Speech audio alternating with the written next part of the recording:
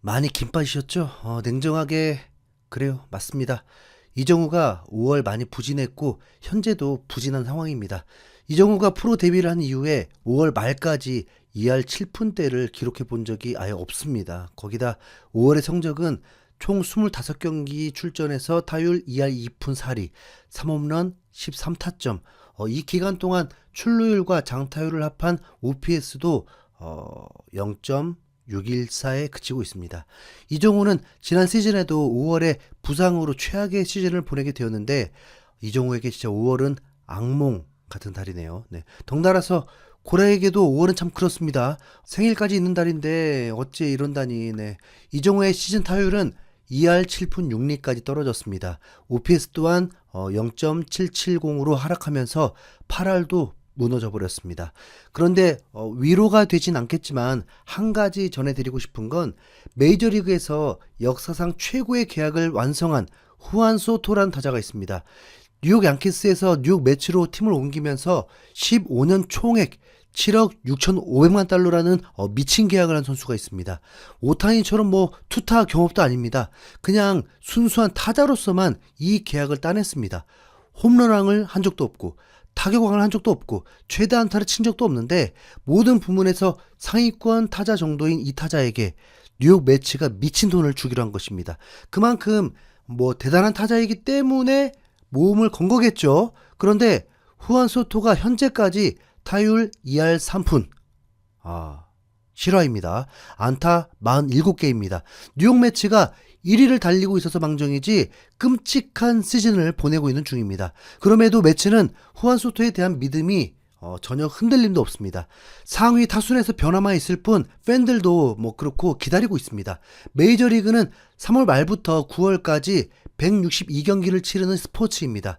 정규 시즌만 6개월 정도인데 그 사이 매월 좋은 타격감을 유지할 수가 없습니다.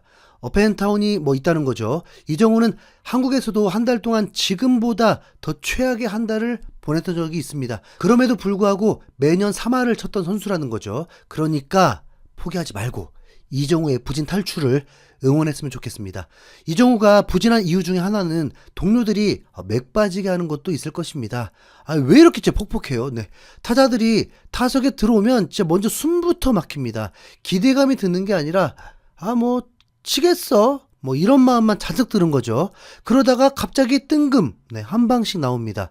이번 디트로이트와의 경기에서 샌프란시스코는 3전 전패를 당하고 말았습니다. 그런데 왜 패배했냐면 아니 평균 2점 냈어요. 네. 아니 축구냐고.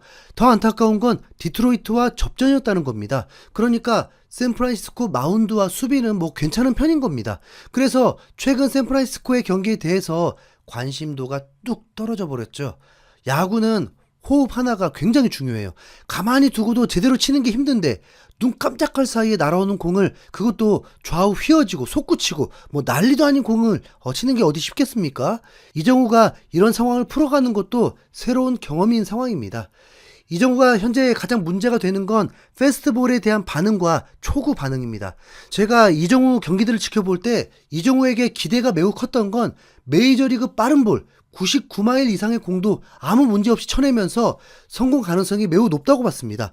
그런데 어느 순간 93마일, 95마일의 느린 페스트볼에 반응을 제대로 못하면서 쳐내긴 하는데 강한 타구가 나오지 않는 거죠. 그러면서 일부 전문가들은 이정우가 너무 잘하고 주목받으면서 분석을 당해서 그런 거라고 보기도 하던데 그게 전부는 아닐 거라고 봅니다. 이정우는 다행히 부진한 상황에서도 행복 축구를 하고 있다고 말했습니다. 오히려 느린 볼에 타이밍을 못 맞추고 있으면서 답답한 상황일 겁니다. 4일 전에 멀티히트를 치곤 했을 때는 밀어쳐서 안타를 치면서 새로운 대응법과 적용한 것 같았는데 이번 마이애미와의 경기에서는 어떨지 기대가 됩니다. 팀 슬럼프를 탈출할 수 있는 기회는 왔습니다. 이 마이애미 팀은 내셔널리그 서부지구 팀들에게 최악의 성적을 거두고 있습니다. 다저스에게 6경기 5패, 애리조나전 3패, 샌디에고에게 1승 2패였습니다. 내셔널리그 동부지구에서도 꼴찌인 상황이죠. 마이애미는 마치 B클럽을 가기 위한 관문 같은 곳일 수 있습니다. 마이애미에서 잘하는 선수들에게 잔류란 없습니다. 무조건 떠나게 되죠. 그러니까 팀이 안정적일 수가 없죠. 샌프란시스코가 최근 3연패를 당한 만큼 이번 마이애미전을 통해서 수입을 거두고 꼭 반등해야 합니다. 샌프란시스코는 해리슨을 선발 등판시켰고 마이애미는 퀀트리라는 우한 투수를 등판시켰는데 이 투수는 6점대 평균 자책점 투수입니다. 샌프란시스코에게 정말 절호의 기회라고 볼 수 있죠. 퀀트리 이 투수는 주무기가 페스트볼인데 페스트볼 피장타율이 무려 8할이라고 합니다. 그런데 황당한 건 샌프란시스코의 페스트볼 공략이 리그 최하위권입니다. 그러니까 이 대결이 매우 재미있겠죠. 뭐가 맞을까? 페스트볼을 자주 맞는 투수니까 샌프란시스코 선수들이 타격감을 끌어올릴 수 있을 것이냐, 아니면 페스트볼 대응이 약하니까 퀀트릴 투수가 0점 잡는 기회가 될 것이냐. 네, 결론부터 얘기하면 퀀트릴의 승리라고 말하고 싶습니다. 샌프란시스코는 퀀트릴을 상대로 2점밖에 내지 못했습니다. 2회 만에 2점 내고 무너뜨린 거냐? 그게 아니고 5회까지 더 던지면서 5이닝 2실점이었습니다. 안타는 많이 쳤는데 점수는 못 냈어요. 이 정도면 호투죠. 평균 자책점을 뚝 떨어뜨리도록 도와준 겁니다. 1회부터 샌프란시스코는 기회를 얻었습니다. 라모스가 페어 3루타를 쳐버렸거든요. 그 다음 타석이 이정우였습니다. 이정우가 하루를 쉬고 3번 타자로 원아웃 주자 3루 상황에서 타석에 들어섰습니다. 그런데 퀀트릴의 투구수를 늘리는 데만 성공했을 뿐 아쉽게도 바깥쪽 빠진 공에 방망이가 나오면서 삼진으로 물러나고 말았습니다. 상대를 알고 어떻게든 치겠다는 마음이 아쉬운 결과로 나온 거죠. 다행히 플로레스가 안타를 치면서 첫 득점에 성공을 했습니다. 하지만 이후에 추가 득점은 만들지 못했습니다.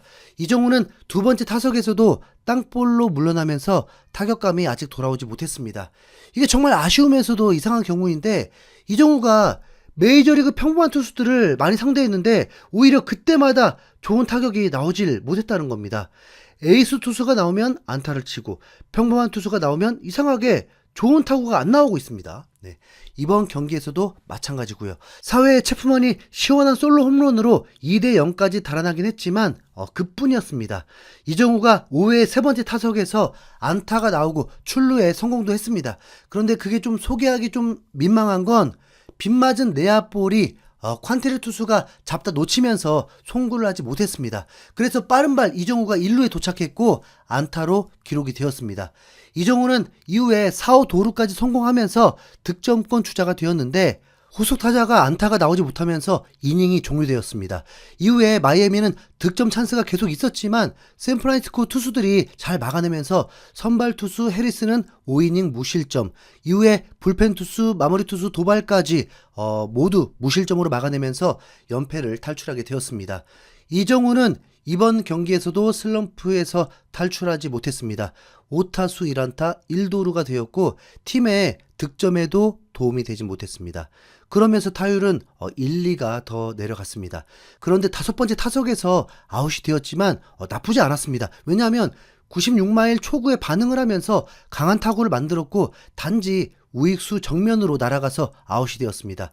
이정우가 아마 초구가 페스트볼이었으면 다 스윙을 했을 것 같습니다. 퀀트렐도 타자들에게 초구 페스트볼을 던지다가 이정우에게는 변화구를 선택했거든요. 그리고 수비에서도 매우 안정적인 플레이가 나오면서 중계진에게 호평을 듣기도 했습니다. 우선 팀이 승리했으니까 이정우의 기분이 좀 나아졌을까요? 네. 내일 새벽 5시 경기에서 이정우의 활약이 휴일 팬들에게 기분 좋게 해줬으면 좋겠습니다. 이상 흰수염 고래였습니다. 감사합니다.